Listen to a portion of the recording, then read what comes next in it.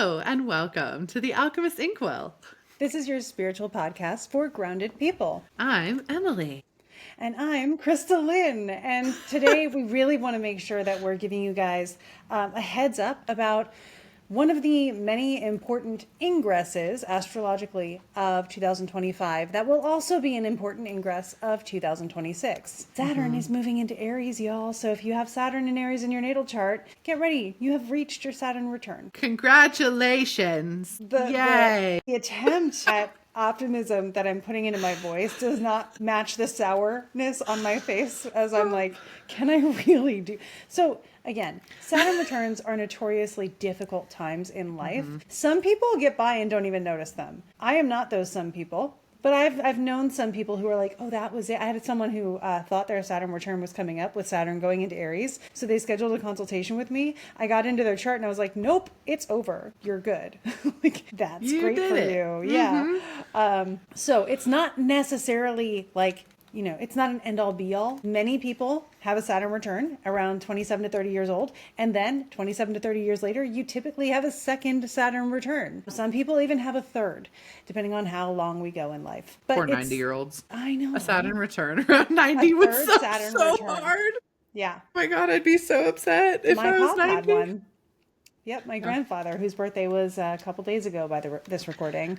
He is no longer with us, but it was his birthday. That is honestly, that's a mean universal trick right there. To make you Saturn return that old is rough. Well, and if you live into your 80s, bonus points, you get your Uranus return. Because you have your Uranus opposition at 42, so around 84 or so, Uranus will go back to the place where it was where you were born. So you'd actually get to experience that. I do not think I know of anybody who got a Neptune, and no one's getting a Pluto. You'd have to live multiple centuries for that. So no one's getting a Pluto. No one's getting Pluto. Way. Not since the Lord said 120 and you're done in like the Old Testament, which did happen in the Old Testament. Yeah.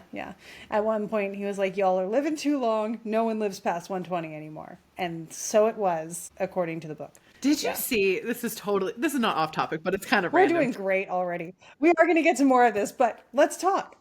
So I was the what do they call it when like the Mediterranean zone where people live the longest, right? Blue zones. The blue zones.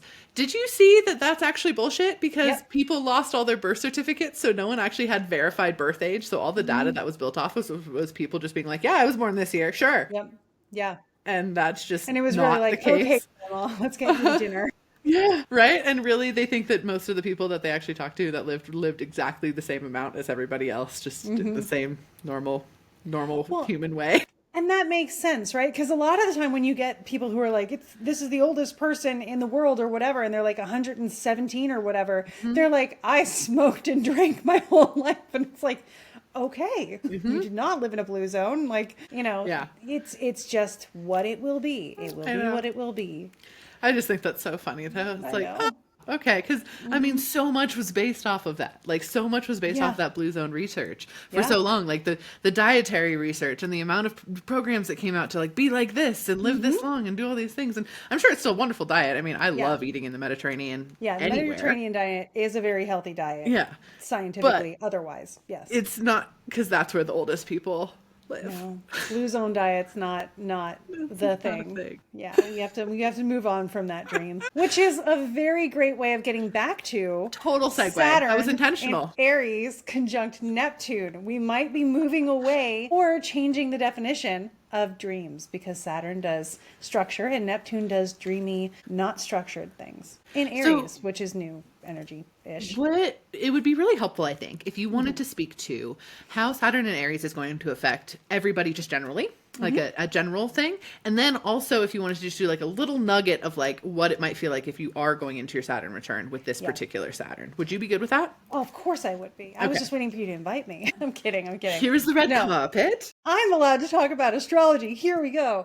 It is your podcast too. I know, but listen, when I get into astrology, it's just, here we go. So Saturn coming into Aries is important. There are multiple reasons for this. Yes, Saturn is switching signs, but Aries is not particularly Saturn's favorite sign. It's actually opposite of the sign of Saturn's exaltation. According to Firmicus Maternus, who wrote in The Fall of Rome, he claims that Babylonians would have said exaltation is the true domicile of planets. So What does that mean? Each of the 7 visible planets, except for the sun and the moon, have 2 signs that they rule in the chart. Saturn rules Capricorn and Aquarius. Saturn was in those signs from about, I think, 2017 through 2021. I have Saturn in Capricorn. Em has Saturn in Aquarius. We can trust me when I say that doesn't give you an out from your Saturn return. That I'm going to get to that later. Theme of the story, spoilers, you cannot bypass your Saturn return. So anyway, so Saturn is domicile in Capricorn and Aquarius, but there's this 3rd sign where they're exalted. So you have being at home with your resources and comfortable, and like everybody here knows you and it's your community. But then you have like the place where they make a room special for you, and it's like, oh, we've upgraded you to the presidential suite because you're famous here. That kind of thing. That's exaltation, right? It's about this reputation being raised up. Saturn is exalted in Libra. Think blind justice, right? So the opposite signs of these good places for planets are typically not awesome places for planets. It's debatable on if they're like bad. They just don't give the planet what it needs to do what it wants to do. And so Saturn, when in Aries, is in fall. Now, this is considered a big deal. Where there's debate over detriment and like, is it bad? Is it good? Is it whatever? More sources are like, yeah, fall, it's just not great. Like, you have fallen down, you are sunk, you are unloved, like that kind of stuff, right? It is being out of favor, right? I mean, like, I'm mad at Saturn, but I don't unlove him. And let's but again, if you think about love as in enthralled, people are enthralled with that. And then so you have the opposite of like, I'd rather you not be here a lot. And so Saturn in Aries has that quality for it. It is in fall. It has fallen out of favor. And so it does not have the reputation, the support, anything it needs to be able to fulfill its methods and its archetypes. Saturn, in addition to being a malefic and like the greater malefic and holding us back and bringing, father time situations or whatever, it also does structure. It also does governance. It also does supportive things. So there's 2 sides to every planet, and you get a version of the planet based on what it's able to give you. One of the analogies I use for this is like Saturn, we'll go with Jupiter first, right? Jupiter gives you gold and abundance and all this stuff. That's what Jupiter carries in his pocket. So when Jupiter reaches into his pocket to give you something, you can expect good stuff. It's either candy or gold or whatever. When Jupiter's not in a sign that Jupiter wants, that gold might turn to monopoly money. So it's not as useful. Saturn, when, Saturn always has, I always like to use the analogy because it is a malefic. Saturn has like snakes and stuff in his pocket. So you're going to get snakes, but like snakes can be a symbol of spirituality, kundalini, however you want to put that, right? There are ways that you can take that and use it. Now, Saturn's putting, only able to give snakes that are not great. Like they're already irritated and you're Indiana Jones. So it's just a situation where what Saturn can offer is not the best that Saturn would be able to offer in better circumstances. But I do want to reiterate, if you are someone who has Saturn in Aries, just know you've lived with that your whole life. That is your theme. So it's something that you may have adjusted pretty well to and coped with in ways that make it seem not that bad. And you might have found really good ways to work with it and still have a positive quality of life. With Saturn returning here, he's making good on the promise that he made when you were born. Kind of like the fairy godmothers in Sleeping. Because I don't want it to vibrate. I couldn't find it, so I was just like, fuck it, make you sick. Because I am so expressive, I don't mean to be. I can't believe I did that, I'm crying. You guys should definitely watch this video. It was good. It was a good moment. Oh, great, I love this. I love this a lot. I still don't know where my phone is, so if it vibrates again, yep. We'll take that as a sign. Oh my gosh, okay. Getting a grip. Okay, so you were talking about how Saturn is a Slytherin, like the fairy essentially. Godmothers. It's like the fairy godmothers in Sleeping Beauty. All planets are. So your natal chart is the fairy godmothers gathering around you the day you were born and saying, this is the gift I'm going to give you. One of those fairy godmothers, though, is Maleficent. So there is a planet in the chart that's like, you know what? Here's the challenges in your life. I'm going to give those to you. Saturn is typically a planet that likes to present challenges by way of restrictions. And so with Saturn coming back around, you're going to find the barriers that you're ready to break through. you're going to find that maybe the definitions and the structures you've built for yourself aren't good enough or aren't going to last. Like, Em was there when I went through mine. One of the keywords that I found was grieving what I thought my life would be and accepting what it could be instead, and being open to what life was pushing me towards rather than what I wanted to fixate on. You're going to take the guards off of the bowling alley, right? Those things that are, what are they? What are they called? The bumpers. The bumpers are coming down. By the way, you're a big kid now. This is the moment where nobody tells you. Sorrow's prayers. Yeah, I know. For a little bit though. Like once you get out of your Saturn return, you actually start realizing, oh my gosh, all my choices are mine. And it's a very freeing and liberating situation. So like I said, there's going to be something after your Saturn return, and it's actually really cool. I would prefer living in now than being a kid even. That speaks to my chart too. But just know that if you're coming into your Saturn return, you are coming of age. This is the coming of age. Now you are the adult who gets to make your own decisions, those kinds of stuff. Take it seriously, make good choices. Yeah. Honestly, that's why I think that, I don't think that people love their 30s more than their 20s. It's a pretty universal sentiment. And that's why, because you get through this crappy bit. I will also say though, so a couple things on my side of it. First thing, Saturn in fall, like an empire might fall. That sounds fun. I could be here for a fall of an empire. I can get into that too. You know what I mean? I think we're due for a nice little fall. I have thoughts. So anyway, that would be great. So there's kind of that component to it, which I think is optimistic as heck. Personally, I think there's good things that come from that. Now here's the thing though, to that, right? You have to get through the fall before you can get through to the part that you're looking forward to. So this thing that we're looking forward to following, heck yes. The fall though is something we have to live through. And then once it's over, it's like, yes, now we get to rebuild. Such a Saturn return kind of theme. It's going through the hurricane and then afterwards being like, okay, now we rebuild. What do we do? Yeah, the important thing to note about that, though, too, is Saturn won't be in this sign forever. This hurricane won't occur forever. It's a short amount of time, which is also optimistic. It's really optimistic. Anyway, I think it's ultimately good, and I'm kind of hyped that Saturn is moving into Aries at this moment. There's an ant on me. Yeah. I'm just a mess over here. I don't know what is happening, but here we are. There's this ant that keeps crawling on me, too. Still wiping away tears. The other thing I just want to say about that, for anyone who is about to step into their Saturn return, I loved my Saturn return. I really thoroughly enjoyed my Saturn return. Was it a pain in the ass? Deeply. It was a very challenging moment for me. That being said, me and Saturn are kind of buddies. So it works in that way. But really, it wasn't bad. It wasn't a bad time. It was a time of a lot of growth. It pushed me out of a lot of previously defined limits into completely other spaces. I did a lot of transformative things, but some of my legitimate best years of my entire life were during that Saturn return period. So just to make sure you know too, and you hold that optimism in that space, please don't think it's a boogeyman. Social media will tell you otherwise. It's wrong. Yeah. I've had so many people come to me and be like, I'm in my Saturn return. What do I do? And it's like, breathe. Yeah. Take it one day at a time, but lean in, right? I think the most important thing that I did successfully in my Saturn return, because, because I thought I'm an astrologer, I'm going to live in alignment with this was my idea. But then there were things that I still didn't want it to take that I was like, if I live in alignment, you'll leave me alone. And that's not how it worked. No. But when it happened, I was like, okay, but this is my Saturn return. So leaning in, I gave myself time to grieve what I had expected my life to be. And then I asked, what am I missing? The actual question that I asked was, if this isn't the path I'm on, then what is life asking from me? What are people asking me for the most? And that's where I got on into astrology as a profession. And we all know I'm really glad I did that. Yeah.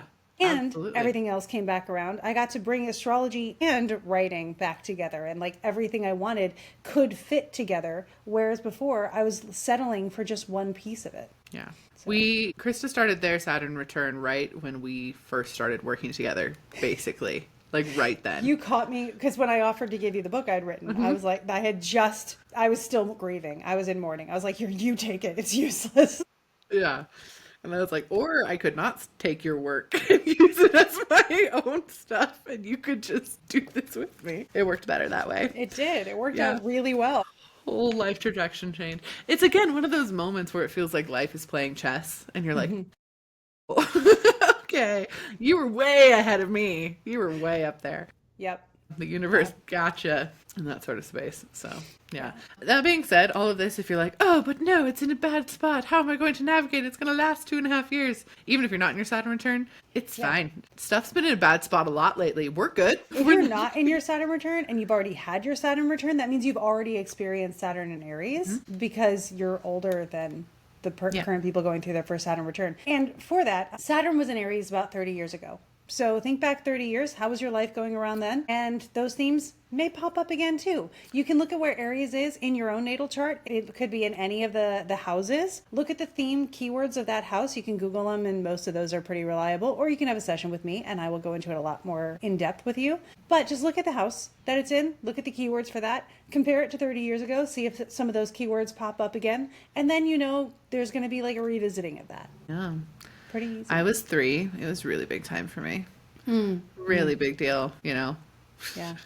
It's actually interesting because 3 is when you have the same hormone spikes as you do when you're a teenager. So that's why 3-year-olds, the terrible 2s are absolutely not a thing. The terrible 3s are so much more a thing because genuinely your hormones do the same structure of a spike as when you do when you're a teenager. So 3 is actually big time.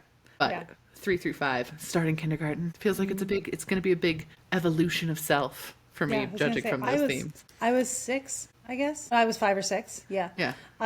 So I was starting school as well. And I'll tell you what, I hated preschool, but kindergarten was great. I liked kindergarten. Yeah. Yeah. I did knock out both my front teeth though when I was that age. So that's not the best. I remember most of my childhood as like nothing was wrong, but that's because nothing was diagnosed. Yeah. My diagnosis happened at 8 and they were like, by the way, you've had 6 strokes already. They happened throughout that period of time. So it's a thing. And I think one of them was around that time. You will not have the same experience. Your brain's different. Don't worry. My Saturn's also in the 3rd house where the mind and stuff is wired. So, yeah. Yeah. I did not have strokes, but I did start some of the biggest things ever in my life. Like I started horseback riding when I was 4. Oh, that's awesome. Per my insistence, by the way. No one in my family rides horses. I was just stubborn. And so I would be like, I'm going to ride horses. My mom's like, what about soccer? And I'm like, absolutely not. I was like, I'm going to ride horses. What about ballet? Ballet? No. I did end up doing soccer and ballet. I did all the things. But initially I was like, I'm not doing anything till I ride horses. And then my mom was like, okay, fine. So like this little 4 or 5-year-old girl on top of a horse. And my mom's like, I don't know what to do with this at all. Got me lessons. But then it was every week for my most of my life, the majority of my life. Yeah. So that started then. That's a positive. Yeah. Yeah, there was a lot of good things that started that. But again, my situation, right? Saturn was transiting, I think, your 12th house. You have Aries in the 12th because you're a Libra rising. So it was, just the hormones might have been a thing. But for me, it was in the 6th house. So health topics were a thing, right? Survived them that time. It's fine. So yeah. It's going to be a good time for the next 2 years. And again, get curious. That's all you really can do at this point. Get curious so that when it shows up, you're not pretense. You can just be like, okay, this is my Saturn return. What do I need to feel? Do not, and this is important because this time, Saturn comes into Aries, but it's not alone. Saturn is coming into Aries and is going to be commingling with Neptune the entire time between this year and next year. Sexy. Neptune is already in Aries. Yeah, well, maybe. I mean, Neptune is already in Aries. I knew as soon as I said it. That's hot. Okay. Is that what we're doing? So is Aries. I'm going to let that go because I think it works. Bang it out, boys. Bang it out. Anyway, continue. I'm ace, so I'm going to let him just run with that. I couldn't help it. No, I think it's great. It's great. I just dropped something. It's this past week, it's just been, the tech has just been awful. I don't know what's going on with tech stuff. Krista watched me try to change something's color for 20 minutes today on Canva. I just wanted it to be red, and it kept being would you like neon pink? How about neon green? What if we made it orange? I'm like, could you just make it red? So anyway, that's the vibe that's happening. It is. In my space. Continue with what you were saying. That was serious and important. Serious and important, right. So Saturn, serious. So Saturn is going to be with Neptune. And because they're going back and forth, back into Pisces, let me give you the dates for this, right? On Saturday, May 24th, not only does Saturn move into Aries, but it's also a day where Mercury is conjunct Uranus. So stuff could truly just pop off. Like this is a lot of like big, surprising kind of energy. So just be aware. A lot of that's probably going to happen on headlines on Saturday. Just be aware of it. Saturn will retrograde back into Pisces on September 1st. If you're hearing noises, it might be on my side this time. Oh, I was like, is that my bunny? No, Zelda's tippy-tapping. Okay, it's Zelda. And hooting. That was, It's okay. We love a Zelda cameo. I was just like, Radish, are you okay? She's totally napping in the sun right now. I'm like, okay, it's not her. Nope. If you hear a hoot, it's Zelda. So Saturn's going to retrograde back into Pisces on September 1st. And then we'll come back to stay in Aries February 13th. And then later that month, we'll conjoin with Neptune, who's also been doing the dance back and forth. And they will have that perfect conjunction in sometime in February, like literally a week later. Then Saturn is actually going to pull ahead and we'll be able to move on from that situation. But we're living in that energy for this whole year. And it will be a hallmark because of how slow both of those planets are next year as well. So this is something that we want to take consideration of because Saturn and Neptune have very different archetypes and themes. So Saturn is the hard line. Saturn is restriction. Saturn is structure and foundation and all these things to build things that will last. Neptune is the whimsical, dreamy, illusion, delusion. Yeah, like the primordial chaos of things. And so Neptune really likes to dissolve those lines. One of the ways I've been describing it is if you're drawing with charcoal, Saturn draws the hard black line, then Neptune comes around and smudges it and makes it a lot prettier. I also relate it to like cubism, right? It's this art using straight lines and things, but it makes absolutely no sense. And so that's the kind of stuff we might be coming into with just those planets coming together. And then in Aries, you have to think about, you know, the fiery dryness, the cardinal energy of striking the match, right? This is the beginning of something, or that sort of initial energy. This is where life crawls out of the primordial ooze, right? And what does it look like when Picasso's the creator? So, I'm excited. I know, right? That's my whole vibe. Who knows what kind of video games we're going to get out of this or whatever. You know, great art. Well, honestly, too, when I was doing my energy forecast for the week, the whole thing I said, just to validate this on an energy way, is I was like, this is the start of something new week. Like, new stuff is going to start. But I don't mean, like, unprecedented events that have never been lived through in your lifetime. I mean, like, hey, the way the internet was new. Like, that is literally something that's never been seen on the planet before. Yeah. It's like that new. It's that type of new. New in the new sense, where people are, you're going to, on a personal life area, get new stuff, brainstorm, be imaginative with it, play with it. And then on a societal level, we're getting new stuff that's going to be coming through in an inception phase this week, next week, that kind of thing. And then really throughout the next year be coming through to like fruition, which also there's a new moon that promotes that too. So that's pretty nifty. On the 26th, there is a new moon. This one is going to be in Gemini. And so to that point even more, we're going to have Saturn in Aries right there with Neptune, this new moon in Gemini where Mercury will be in Gemini by that day because Mercury moves into Gemini this week as well, right after that Gemini-Uranus conjunction. So there's a lot going on, right? And one of the things when you think about Saturn with Neptune is artificial intelligence, right? The do machines dream of electronic sheep kind of situation. So I think over this period of time, we may be seeing new ways of conceptualizing and embodying that. And like, how is that going to work? What regulations need to be put on it and that kind of stuff. I think AI is going to completely collapse before it gets rebuilt. The current iteration of it is unsustainable, like 100% on every sense. Is completely unsustainable. And the fact that so many systems are integrating it in, I'm like, oh, we're cruising for a It went too hard too fast. It went too hard too fast. So much. And again, that's something we're going to see. It probably will go a little bit harder and faster before it breaks down. Oh, I'm sure. Saturn hard in Aries fast could be a thing. Yeah. But that's also, we're also in the throes of late stage capitalism. So in alignment there, what I'll also say, just on that note too, which, that could be a different topic. We could really talk about how like AI and algorithms are now like actual spiritual deity, like thought form spirit deities that have occurred. We could totally talk about that. I was reading a thing today about how much money and water it costs just to tell AI please and thank you. Yes. Did you see that? Well, see, when I first read about the money thing, I was like, great, I'm going to please and thank you all the time just because, deal with it, capitalism. But then it was like, and that much water. Whoops. Yeah. Yeah. millions of dollars and millions of gallons of water because we tell AI please and thank you. That's crazy. That's baffling. Anyway, beside the point, my environmental side of it could go off. But when I was talking about the new moon, just to kind of circle back to this too, I called it to my cohort the other day, I called it the muse moon because that's how it feels. It's very cerebral, brand new ideas, brand new information you've never played with before, new perspectives that you never ever in a million years would have considered. Like that is the hallmark of that energy when I was looking at it. So that feels also very indicative of exactly what you're talking about. I knew nothing about Saturn and Neptune. I didn't even know it was Saturn return week, but and you can also just bring into it, because I'm going to be recording a video on this later for my YouTube, but it's a lot about making connections that you may not have thought to make before, like reaching out to people and taking a shot with things and seeing how it goes and where it lands. Also Saturn will stay in Aries until April of 2028, so that's the duration we're talking about here. 2.5 years-ish. Yeah. And if you feel like this a long time, it's because it is, but also it'll go by this fast. Because time especially is an after element. you're 30. Yeah. Time is an element. It is not a measurement of distance. So just keep that in mind. So that's the way it works. Yeah. Oh my goodness. Yeah. Do you want to do a little bit of a card pull for everybody? We kind of got this thing before. We were going to do this in last week's episode. Then we were like, oh wait, Camden's here. So we're not going to do that. But we kind of thought it would be fun just to do a little bit of card pull. Right now, everyone is feeling like you're on inner tubes and you're in a river, but you don't really know where you're going and you're just kind of floating around, bobbing around. And we totally just want to acknowledge that because it's like not bad. You're floating down the river, but you're also like, but where am I going with this? So hopefully that can be helped a little bit by doing some pulls. Yeah.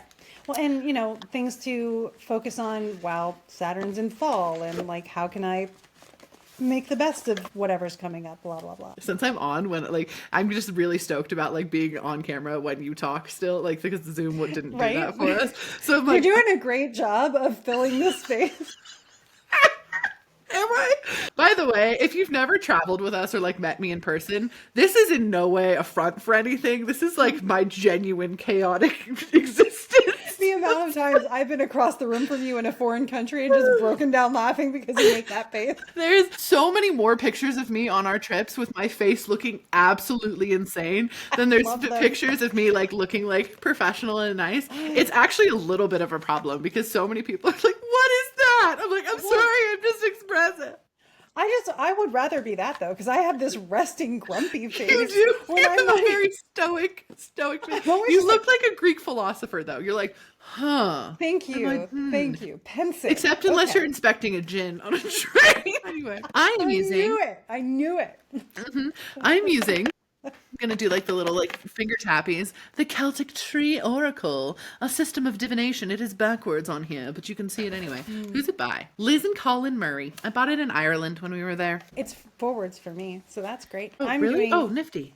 And it comes with this hardback book. Mine's backwards for me too, though. So look at us discovering technology together. This is great. Okay, so I'm doing the Star Spinner Tarot, which makes me really, really happy. It's by Trungles. This is why you should travel with us. Truly, it is. I just dropped all my cards. So that was the face you saw. I was like, ah. It's like the best day ever. Okay, so are we doing just one pull and then if like two cards come out, whatever? Oh, I got one. Flipped right over. Well, there you go. Oh no. Jesus. I don't know if you guys just heard the sound. Oh, I got a card too. Sound of the computer there. But, oh, that's neat. I haven't pulled that one before. I'm feeling like a twofer on my end though. So. Okay, I'm keeping mine. He's raising two fingers, but. Okay. Then together we'll make three, and that's a really divine thing. So. Yeah, 3 is a magic number. All right, you start off while I pull this card. Okay, so I got the Hierophant. Yeah, you did. Yeah, He's got a beard on him. Look at that. Epic. And then like 2 keys, raising 2 fingers, Okay. There's a 2 motif here. The Hierophant is number 5 on the Arcana though. And honestly, tell me that's not Saturn, old dude, right? In Aries. Yeah. Yeah. All he's missing is the scythe, really. Yeah. But he's got the keys. So he's opening new doors, right? Oh, there you go. Yeah.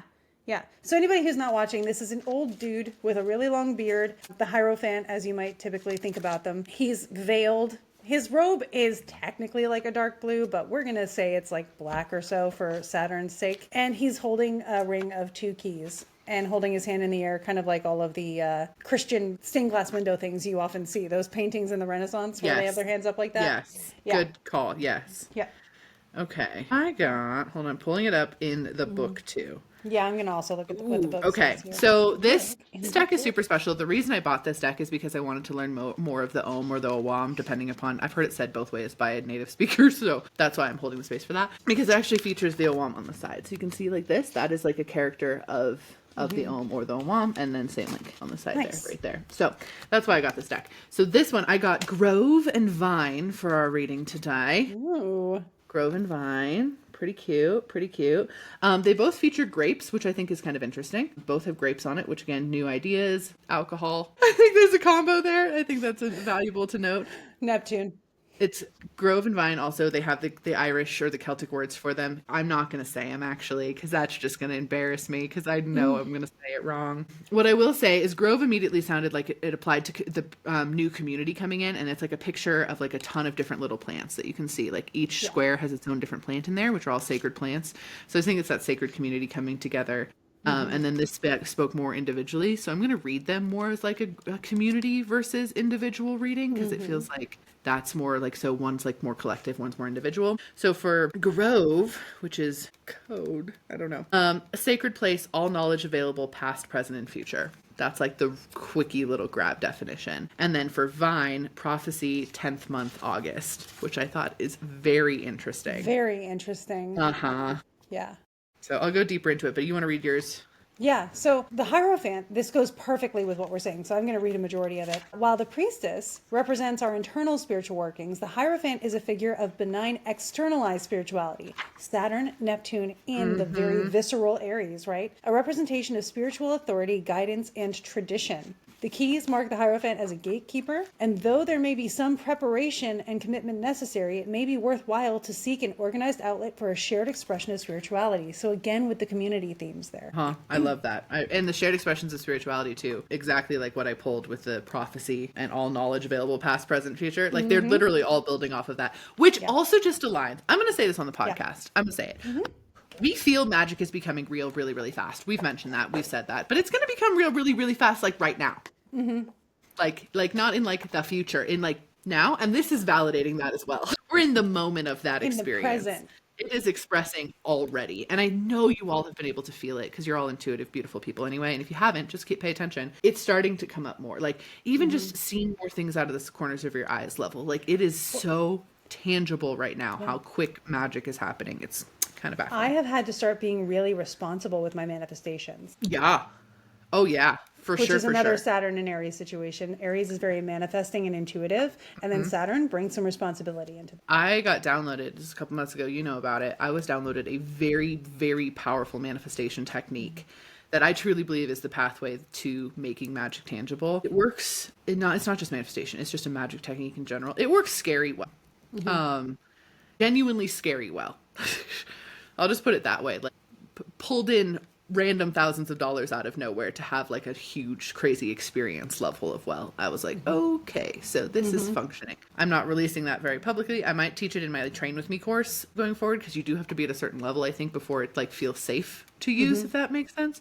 Which, by the way, I'm about to reopen those applications. So if you do want to do my it's like spirituality like 201 or 301, like where it's like an upper level stuff. It's 4 months. It's very in-depth mentorship. That is opening up very, very soon. So keep your eye on that. And I will be opening up my more beginner program a little bit after that as well, which is called Psychic Foundations, which is also mentorship with me, just not quite as intense. So those are things open up. But if you want to learn that, that's where we're going to learn it. Okay, so to validate everything you're saying, let's read the Grove card. I'm going to read, it actually has a cool little bit of history with it too. So I'm going to read that and then the message, as long as we're good there. In Alba, present-day Scotland, there exist certain groups of trees that have always been revered. Superstitions surround them that their branches, for example, should never be lopped or pruned. Such groupings are known as bell trees, from the Gaelic bail. Excuse me, meaning a cluster of trees. These trees are supposed to be the remnants or the survivors of ancient druidic groves, usually composed of oaks, but sometimes of other trees, and always situated near a spring. This is a fact that the present-day tradition of free speech stems from the druidic practice of holding all meetings in the open, in the face of the sun and in the eye of the light. Such gatherings were held both for ritual purposes and the giving and receiving of law and judgment, which that's real aligned with what's occurring in the world at the moment, of things coming to light, which I literally talked about last week pretty extensively. Anyway. Okay, so this card represents all knowledge, a sacred place where all is linked and becomes clear in togetherness and unity. Just as the old groves contained trees, sense, and bound their users together in common purpose. All the trees of the alphabet have association with deities, festivals, and months of the year, myths, legend, and much more. To gain fuller understanding of their wisdom, you have to look behind what is presented on the surface to see the underlying principles of life, both spiritual and natural, the revolving patterns of the soul, and the seasons of the cosmos that enclose us all. The grove gathers together for your journey all the knowledge hidden in the trees. It holds comprehension of all you have already known or are capable of learning. So that's everything we talked about on this episode so far. Mm-hmm.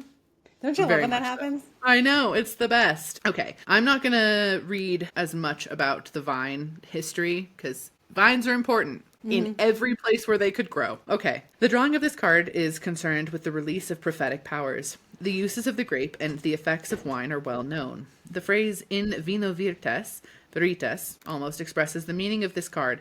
Wine dissolves the inhibitions and often allows you to speak more perceptively and truthfully than you otherwise would. In a similar way, you need to at times let go of your logical and intellectual attitudes and gather other resources in order to subtle intuition can surface and lead. During such periods, your psychic sense will be a more reliable ally than common sense. That is that's exactly the vibe. That is exactly the vibe. I'm going to read it again, just so you have it. Yeah. During such periods, your psychic sense will be a more reliable ally than your common sense. You must permit instinct alone to show you what should be done and allow your deepest emotions to show freely and openly, guiding your way. Pretty good. That's amazing. Allowing all your senses to open in such a way is a sign for inner development as you learn to place your trust in them and when they are acting for you strongly. Let your soul open so that it is available to harvest and gather together all the signs and omens that it is capable of comprehending, if only you will permit it to do so. Only you will permit it to do so. Look at that. Yeah. Anyway, I think that's very aligned with what we're talking about. You just peep the cards great. Again. Just I already put mine away. for everybody. It's okay. You don't need to do that again. It was just because I was holding it. Mm-hmm. Yeah. So there you go, guys. Woof. Hopefully that was helpful. Please let us know in the comments of the YouTube. Also, if you want to comment any type of emoji into our YouTube comments that represents some of this reading today, that would be super fun. We would love for you guys to just get to share those, to be like, what did the reading emoji, like what emoji stood out for this reading for you? That would be super helpful for us, but also just be really fun to get to share as a community. We would really appreciate that. Yeah, we love seeing your comments. So, you know, it's something that brings us a little bit of joy. You do get seen. Yeah. And we love it. So thank you Also, for those if of you who could already do. Yeah. Also, if whatever you're listening to this episode on, whatever podcast service, if you're not on YouTube, if you could just give our episode a little download. Downloading our episodes each week actually massively helps us reach a broader audience. And we're really putting a lot of effort and work towards that. So if you could do that, we would be so forever appreciative. We don't even care if you delete it off your phone the second you download it. Just download it and then delete it. That's fine. But if you could just hit that little download for us, especially on Spotify, that would mean so much and be incredibly helpful. Thank you so much for those of you who go ahead and do that for us. It's very nice. And if you want to travel with all the chaos that is us, we do have 2 spots open on our Thailand trip. We would love for you to come there. That one's going to be so magical and fun. There's one part of this Thailand trip. Not only do we get to meet rescue elephants, by the way, that's pretty freaking cool. But we get to see both of us try to ride a bike, which neither of us are good at. Oh yeah, you get to witness that. We are both profoundly bad at riding a bike. We know how, conceptually know how. You can tell me how to do it all day long. That's not going to make me any better at it. No, but you get to witness that around ruins. We get to ride a bike through ruins. We'll be talking to ghosts and riding a bike at the same time. Watch how that goes. You get to be that. But also there's one day where we actually get to get on wooden rafts and float through a sacred cave on this beautiful blue water. It's magical. To go into this beautiful sacred energy of this basically grove of trees, lagoon space. Anyway, we get to do that together and it is going to be literally life-changing. Every time I tune more and more into this trip, it's oh. My energy is living there already. I know. And it has been for such a long time. Yeah. I'm so excited. But please come with us. It'll be so fun. There's payment plans and things available for you so that you can get that locked in. But it is this fall. And you know what? Neither of us has bought our flights yet. It is not too late. Let me tell you what. I'm working on it. Yeah, but we would love for you to come. And if you're I'd love to come, but I can't do anything till next spring, we also have some space available on our Peru trip, which is really, really exciting.